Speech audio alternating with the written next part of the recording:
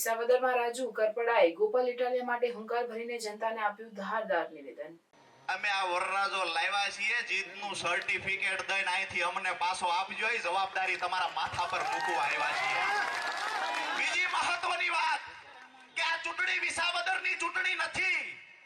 આ ચૂંટણી ઉપર ગુજરાતના ખેડૂતો, ગુજરાતના યુવાનો, ગુજરાતની મહિલાઓ અને વ્યાયામનું આંદોલન કરી રહેલા ગાંધીનગરમાં બેઠેલા યુવાનોની નજર આજે વિસાવદર પર છે। તમને એનાથી આગળ કહું કે આ ચૂંટણી જે ભૂતકાળની ચૂંટણીઓ આવતી હતી એ ચૂંટણી સમાન આ ચૂંટણી નથી।